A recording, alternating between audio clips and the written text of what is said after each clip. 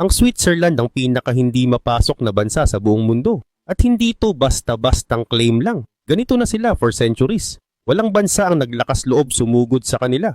At kahit si Hitler, never nangahas na subukan.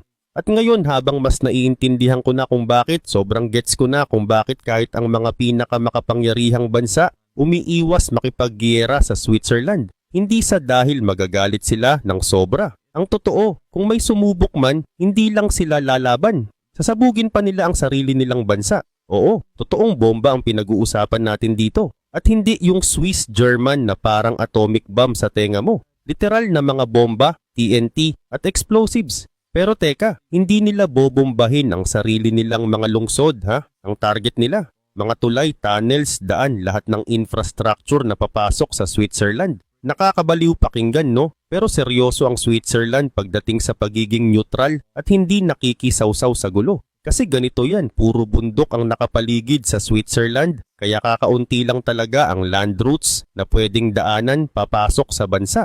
At ang ginawa ng Swiss, ginawang defense opportunity yan. In other words, kung may gustong pumasok, puputulin nila lahat ng daanan para walang makapasok. At yan ang isa sa mga dahilan kung bakit hindi na kailanman nasakop ng ibang superpower ang Switzerland. Kahit na literal katabi lang nila ang mga bansang nananakop noon. Eventually napagdesisyunan na lang ng mga European powers na, alam mo, mas okay siguro kung may buffer zone tayo sa gitna. At ang naging buffer na yon, Switzerland. Mula noon, naging neutral na sila forever. At pag sinabing neutral, grabe talaga sa pagiging neutral. Wala sila sa NATO, wala rin sa EU, at noong 2006 pa lang sila naging miyembro ng UN. At kahit hindi sila nakikisali sa kahit anong gyera, magaling talaga sila sa pakikipaglaban, base sa kasaysayan. Nung iyong araw, hinihire pa sila ng ibang bansa bilang mga elite fighters sa mga gyera. Pero tinigil nila yon nang matalo sila ng malaki sa France ilang daang taon na ang nakalipas. Ngayon wala silang aktwal na sinasalihang giyera pero kung kailangan nilang lumaban, kaya nilang bumuo ng army na may 800,000 sundalo kaagad. At ito ang matindi, may kasabihan na Switzerland doesn't have an army, Switzerland is an army. Kasi sa kanila, obligado ang military service sa lahat ng lalaki. At ang mas wild pa, hanggang 2007, lahat ng dumaan sa military service ay pinapayagan pang iuwi ang gear nila. As in lahat mula uniform, assault rifle hanggang bala. Kaya kung sakaling may giyera bukas, yung mga dating sundalo, pwede na agad isuot yung uniform nila sa bahay, kunin yung baril tapos diretso sa labanan. Insane pero sobrang genius din. At hindi pa dyan nagtatapos ang lahat ng kabaliwan nila. Na-curious ka na ba kung anong tinatago ng Switzerland sa mga bundok nila? Gold, pera? Oo, baka meron nga. Pero ang mas malupit, may sikreto silang airbase sa loob ng bundok. Oo, legit. Sa loob ng isang bundok sa Switzerland, may nakatagong mga FA-18 Hornet fighter jets ready anytime para lumipad at umatake. Imagine mo na lang, biglang may kaaway na palapit ready magbombang Switzerland. Pero sa likod niya, may jet fighter na lumalabas mula sa isang bundok, handang harangin siya. Parang eksena sa James Bond, di ba? Ang catch, top secret ang location. Walang nakakaalam kung saan talaga yon. Nalalaman lang to dahil may ilang Swiss soldiers na minsan nakapag-post sa social media pero pinapabura agad ng military. Sabi nga ng isang senior officer, highly classified ang pangalan at lokasyon ng base. Kaya kung may kaaway man, malamang huli na ang lahat bago pa nila madiskubre kung saan yon. Pero kung kilala mo na ang mga Swiss, hindi na siguro mahalaga kung saan eksakto yung secret base. Ang tanong talaga ilang secret bases nga ba meron sila? At kung may isang bagay na sigurado tayo na hindi lang isa ang marami sa Switzerland, yung mga yon ay mga bunker. Nung panahon na sinakop ni Hitler ang halos buong Europe, naisip ng mga Swiss, paano kung bigla tayong lusubin? Kaya ang ginawa nila, nagtayo sila ng mga bunker at tunnels sa mga bundok para meron silang matataguan kung sakaling umatake ang Nazi Germany. At kahit hindi nagamit yung mga tunnel sa aktwal na labanan, ngayon ginagamit na lang sila sa mga kakaibang bagay.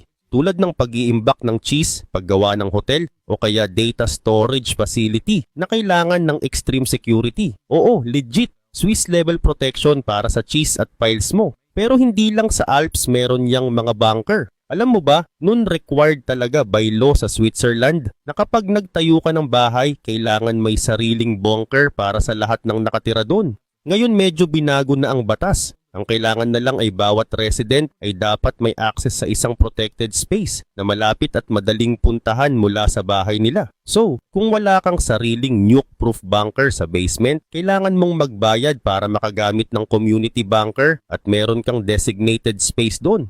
Pero ito ang nakakatawa. Dahil nga hindi pa nagagamit at sana wag na rin, ginagawa na lang storage room ng mga tao yung mga bunker. Pang safe storage ng wine just in case may dumaan na nuclear missile o kaya may kalabang tangking kumakatok sa pinto. Tanks, good luck na lang. Sa tingin mo ba hindi na pag-isipan yan ng mga Swiss? Of course, naisip na nila, yan matagal na. Naalala mo yung mga explosives na nilagay nila sa mga daan at tulay para pasabugin kung kailangan? Kung makalusot pa rin ang kalaban, congratulations. Pero guess what? May susunod pang kalaban. Tank traps. Yes, tank traps. Malalaking linya ng concrete blocks na sobrang bigat at sobrang dami. Dinisenyo talaga para harangin ng mga tangke. At kung pupunta ka sa French-speaking region ng Switzerland, yung tinatawag na Swiss Romande, makikita mo yung mga tank traps na nakahilera mula lakeside hanggang bundok. At akala mo ba bahay lang yung mga yan? Nope, bunker yan na disguised as houses. At sa loob niyan may mga HD cannons. Handa yan pag sinubukan ng tanks tumawid sa traps. Pero hindi nila patatamaan diretso yung tank. Itutok nila sa ilalim sa belly ng tank kung saan manipis ang armor. Genius? Yes. Nakakatakot? Very. Pero ito ang mas nakakakilabot. Alam mo ba may time na binantaan ng Switzerland ang Germany? Ang sabi nila kung susubukan silang sakupin, lalasunin nila ang Rhine River. Yung ilog na nagsisimula sa Switzerland, dumadaan sa Germany at tumatapos sa Netherlands. At kung nilason nga yun, goodbye tubig ng buong Germany. Sobrang intense, no? Pero syempre, hindi naman talaga nila ginawa yun. On purpose. Sa totoo lang, noong 1980s, nalason nga ang Rhine River. Pero na-declare naman na aksidente lang. Still, it shows you kung gaano kaseryoso ang Switzerland sa pagprotekta sa sarili nila. At alam mo ba, may detailed plan talaga si Hitler para sakupin ang Switzerland. At kahit na tingin niya challenging ito, alam niya, possible. So bakit hindi niya tinuloy? Well, iba-iba ang theories. Yung iba naniniwalang dahil sa malakas na military at matalino nilang defense strategy sa Alps, nakumbinsi si Hitler na wag na lang. Yung iba naman sinasabi na nakipag-cooperate ang Switzerland sa Nazi Germany.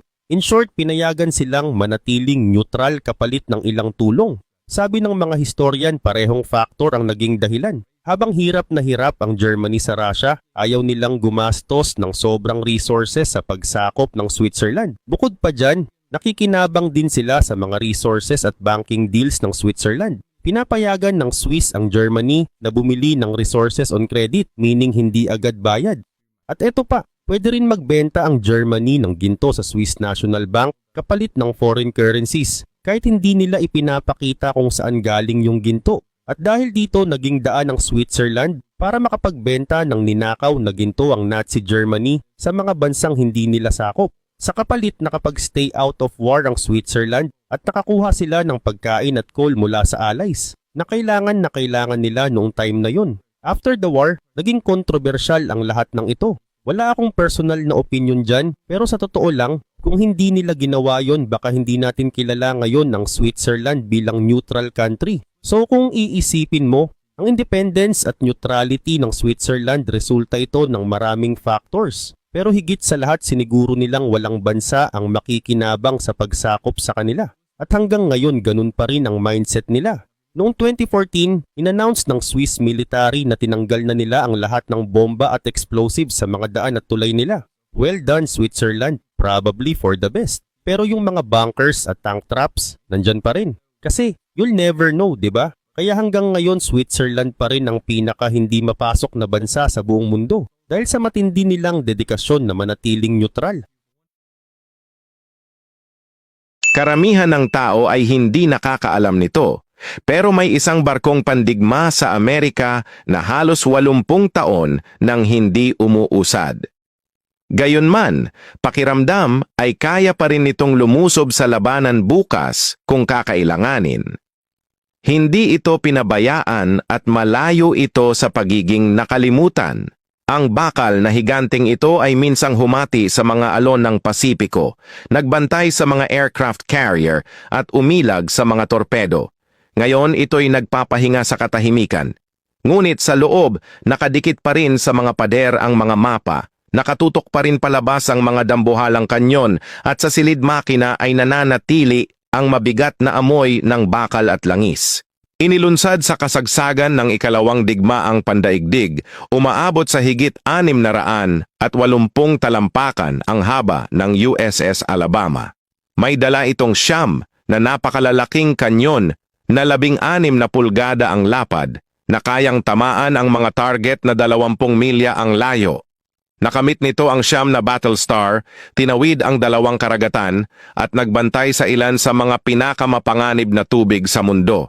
Sa kasalukuyan, umaakyat ang mga bisita sa makikitid na hagdanan, dumaraan sa mabibigat na pinto at naglalakad sa parehong mga pasilyong minsang nilakaran ng mga marinong nagmamadali sa mga drill.